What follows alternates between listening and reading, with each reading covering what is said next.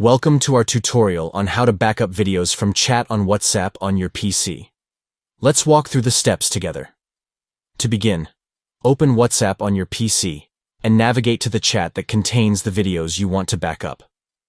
Next, locate and click on the three-dot menu icon at the top of the chat window.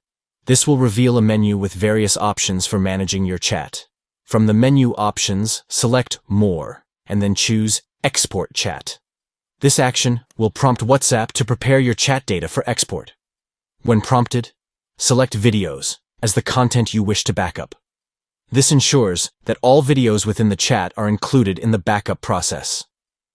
Now, specify the location on your PC where you want to save the backup file containing the videos. Choose a secure and easily accessible location for your video backup. By following these steps, you can effectively back up videos from your WhatsApp chat on your PC, ensuring that your valuable video content is securely stored and easily accessible when needed. Thank you for watching, and we hope this tutorial has been informative in guiding you through the process of backing up videos from WhatsApp chats on your PC. Enjoy the peace of mind that comes with having your videos safely backed up for future reference.